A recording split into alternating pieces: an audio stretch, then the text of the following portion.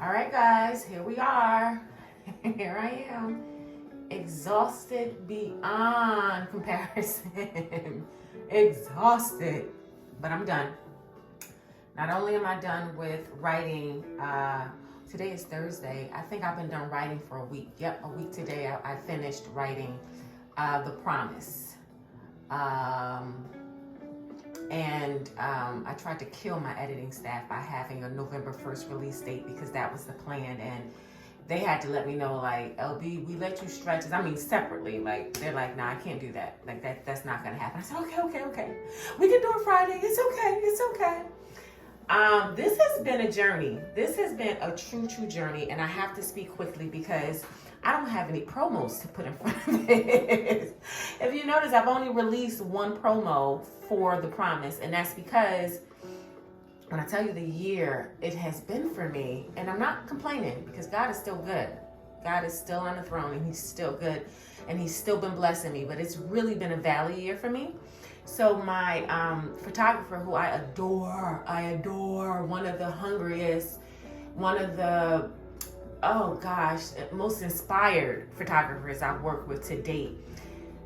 She went for my shoot all excited and ready, and so everything that can go wrong went wrong that day, including having to get out of the Airbnb she rented because there was a protest happening outside in Chicago.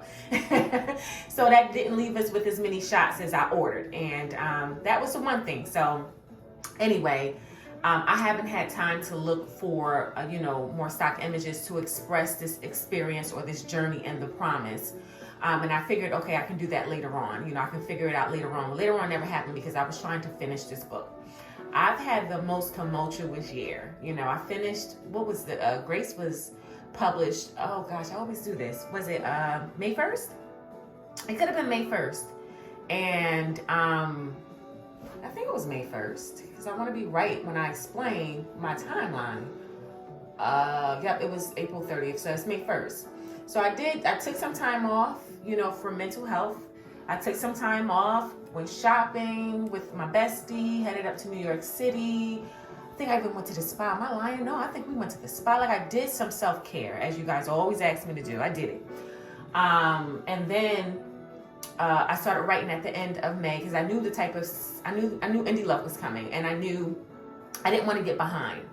So end of May I got back to writing, and then early June I was writing, and then towards the middle of June I had personal family celebrations and different things like that, and then the end of June, boom, leave for Indie Love.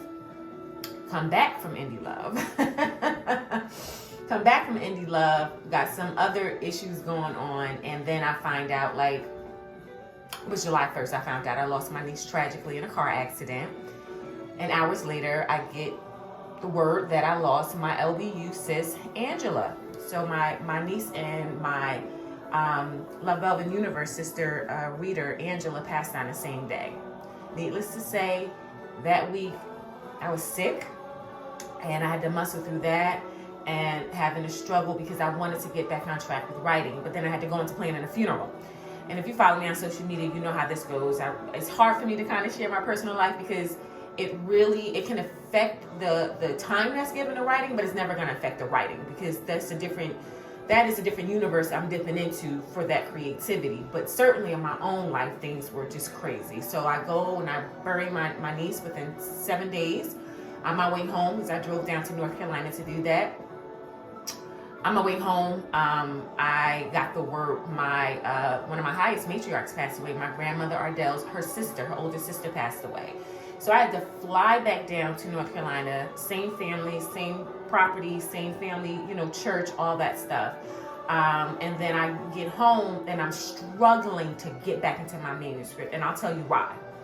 Because Jazz and Ashira, as I hinted over in my last pre-release or pre-publication thoughts video, we're fast forwarding it to when their child is a toddler. So much time and space because their history, their beginnings, their meeting, if you will, was very rocky with the identity issues, with Ashira's father's company, You know how that went. It was so much, and so much anger I felt from Ashira. So much anger. And they gave me some of the promise. They gave me some of the promise, but they didn't give me all of the promise, which is fine because we'll go through it together, right? But when I tell you, because you know, there's often these discussions about insta love or and plausible endings and all that stuff. You know, I don't. I hear those arguments. I don't get a lot of it from. I think the one time I got it, one time I remember getting it is the end of Sadiq's conclusion. They didn't like the way that ended, and I took it on the chin. You know how I do. But for the most part, like, you know, love you got to work hard for. You got to be practical about it. You can't, you know, rush through it. And as I'm getting through in July, after I'm coming back from, you know, burying my loved ones, I'm like, guys, you guys are nowhere near. Like, there was so much resentment. You will see from the very first scene, so much resentment, but the passion between the two were there. A lot of muted desire for them between the two was there, but it was just a lot of anger. And I will not lie to you, most of the promise is more character development, something we should have been past from book one, right? I've never had this happen to me before. There's a lot of angst and a lot of strong will and bumping heads between these two. Never had this happen, and I'll be very transparent with you. Eurubia, who's my only beta reader at this point, even though I'm about to fire her, I already know who her replacement will be. But she even said, I don't like this. Like, they're fighting so much, and it's too long. They're fighting for too long. But I'll be honest with you, I could not change that. We had to go through the emotions with them. We had to figure out over these past 3 years what their lifestyles were like. How is, you know, Shira's career, you know, evolving? The same thing with Jazz. Jazz is an even bigger boss now. He's on his grind, you know. What has their personal lives been like? Who's screwing who? And then we have this toddler's precocious toddler in the middle that has a lot of energy. She's giving us a lot of energy. I'm gonna leave it there because I know you guys knew that there was a child, but I think I just gave away another spoiler, and I'm not doing that again because you guys went off on me and I was so not mad. I got it. So anyway, so you have that, and then we have Juggy, who has this unique voice in this series that I didn't even know was gonna happen, and it's consistent in this final installment. Juggy has some issues going on, so we're kind of catching up with his crazy life that's not a priority, but certainly adds to Jazz and Shira's, you know, storyline. But I will be very frank with you guys. I just got finished reading it. I had so many, I hate to use this cliche, aha moments, but I was really impressed by a lot of the revelations gathered in this book. I'm gonna be honest with you, because I know I'm gonna get it in the reviews about it, because, you know, I think possibly the last 75-80% of the book was when they get together. I'm not even gonna hold you. I won't lie. And that's what Eurubia had a problem with. But as the designer, I could not, and I didn't have any control of that, don't get me wrong, if I was following plausibility. And that was just the most plausible thing. So it was interesting with them. And I think that's another, I lost 2 months, right? Because I lost virtually June and certainly July, and then to not have it's easy for me to write the romance part when they're happy and things are going right, but you know, my journeys are never all about the happiness. It's about getting there, getting to your happily ever after. So I'm not a traditional fantasy writer, but there is an element of fantasy in my writing. But with these, I've never experienced this before with these two, and I think that kind of slowed me down with the writing process, aside from dealing with, you know, grieving and just different changes going on in my personal life. It's really been a valley year for me, a huge valley year. I don't even know how I'm surviving. So, all right, let me say this. So August comes around, I'm done with my annual beach week, and literally then I said, I gotta get out of this. LB, you gotta snap out of this. You gotta get this book done. This was supposed to be a September release, by the way, guys. That was my plan, along with my publishing partner's plan. But this was supposed to be a September release, but that was before the funerals, right? So August rolls around, and after my beach week, which was the first week of August, so I'm talking about the second week of August, I decided every morning you got to get up at 7 o'clock and you got to get to work. So I did that. I was getting up, maybe on the weekends I was sleeping, but I would get up. I've not been to the gym my 3 days a week since the spring. Forget about that. I have been maintaining 1 day a week because my body can't take just dropping the gym anymore. So I had to be there. So Sunday is my gym day, and that helps me because I'm sitting all day in 2 to 3 positions, and I'm feeling it in my left hip now. So at any rate, okay, so September comes in, and I'm still on that schedule, still getting them together, still adjusting to different things going on in my personal life. Then October comes around, and I'm like, yo, LB, you got to reach out to your line editor, because by this point, I've already engaged my proofreader for the very first time, bringing her up the line and getting her into the editing process. My developmental, then I engaged my developmental editor, but I've said to myself, you know, we're about to hit the November, like, you need to get, you know, the line editor in. I'll be darned. About a few days before I went on ahead and contacted my line editor, I get a call while I'm driving, learn that a friend of mine committed suicide. So I'm like, okay, you know, as my babe calls me, tough girl, LB is moving through that. A few days later, hit up my line editor, and she was like, love, I can't do it, I'm not available, and she explained to me why. And she said she wouldn't be available until November 1st, and I said, this is supposed to be a November 1st release, but I rolled right over that thing, found another editor, which is huge for me because I don't jump from editor to editor. It takes too many years for one line editor or any editor at all to learn my voice, so I don't go in between editors. That's not me. But I didn't have a chance to react to it. I'm like taking L's, like so many things. Cancer diagnosis happened a couple days after my, you know, losing my friend to suicide. So all of this is going on. I had to roll with it. But the bottom line is, it's over. God is still good. I'm happy with their process. I really am. Their process was so unique, so to them. Again, a lot of character development, a lot of strong will going, and a lot of being true to who they are until they figure out, you are who I am. Shira had to do it first, because Jazz, he was just like, okay, I'm done. I don't know what to do, because I knew when I got into the Promise, I knew Jazz was not going to be sweating Shira after 3 years. It's not a part of his psychological makeup. She would be special to him, possibly his weakness, but I knew Jazz was not going to be pining after Shira. It just wasn't him. And he did a lot. He did enough of it, trust me. But it didn't consume him. So when we're coming in at a time where Ashira is going through this very dark place of not being happy, because that's when it's starting to hit her. Things are starting to make sense to her. She's out of place. She's not, you know, she's successful career-wise, family-wise. She's not done a great job. So what we're meeting when we get up with her, what we're seeing is her having, you know, going through this dark moment, figuring out like, okay, something is just not right in my life. And at the same time, you have Jazz, who's like, F Ashira. I take care of her, I handle my business, but I need to move on.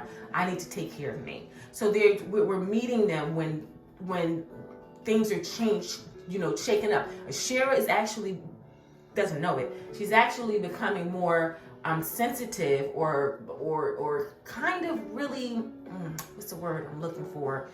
It's like really massaging in her subconscious that she needs to put her family together. And at the same time, Jazz is saying, I need to stop holding out on hopes for a family. I think that makes sense. I think I did a better job at articulating that. So I'm very much aware with them at every step of this journey.